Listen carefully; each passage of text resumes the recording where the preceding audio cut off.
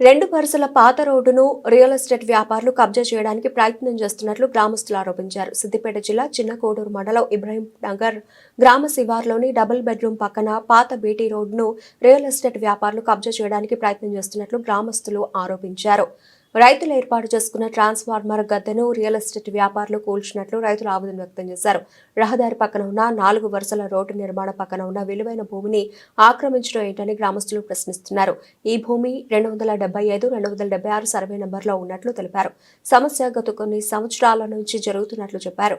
ప్రజావాణిలో RDO ఎంఆర్ఓకి వినతి పత్రాలు అందజేసినట్లు రైతులు తెలిపారు. అధికారులకు విన్నవించిన సమస్య పరిష్కారం కావడం లేదని వాపోయారు. రియల్ ఎస్టేట్ వ్యాపారులు ఇబ్బందులకు గురి చేస్తున్నట్లు రైతులు ఆవేదన వ్యక్తం చేశారు. రియల్ ఎస్టేట్ వ్యాపారులతో తమకు ప్రాణభయం ఉందని గ్రామస్తులు రైతులు ఆవేదన వ్యక్తం చేశారు.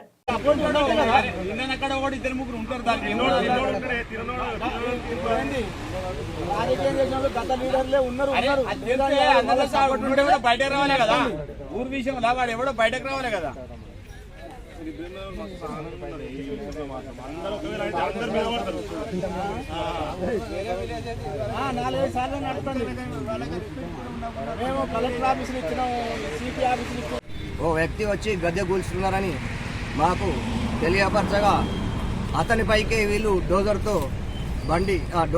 గుద్దడానికి ముందుకెళ్ళి అతన్ని కూడా బెదిరించి ఆ గద్దెను కూల్చడం జరిగింది. ఈ రోజైతే మా దగ్గరకు వచ్చేసి కరెంటు ఏఈ గారు వచ్చి ఈరోజు ఆల్రెడీ ఆ ట్రాన్స్ఫార్మర్ ఆ గద్దె పైన కూర్చుండబెట్టి రైతులకు కరెంటు ఇస్తామని చెప్పి వారు చెప్పడం జరిగింది. నిన్న వాళ్ళు వచ్చి చూసిపోగానే వీళ్ళు రాత్రికి వచ్చేసి గద్దె కూల్చి పడేసారు.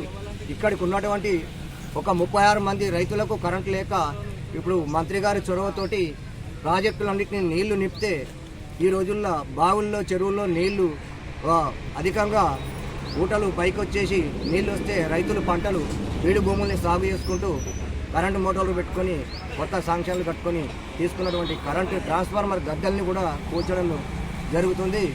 అటువంటి ఈ రియల్టర్ల పైన వెంటనే చిన్నకోడూరు ఎస్ఐ గారు చొరవ తీసుకొని వారి మీద కేసు బుక్ చేసి ఆల్రెడీ వారిని మా దగ్గరకు రాకుండా ఇక మీదట ఎప్పుడు కూడా రైతుల జోలికి రాకుండా చూడవలసిందిగా కోరుతున్నాం.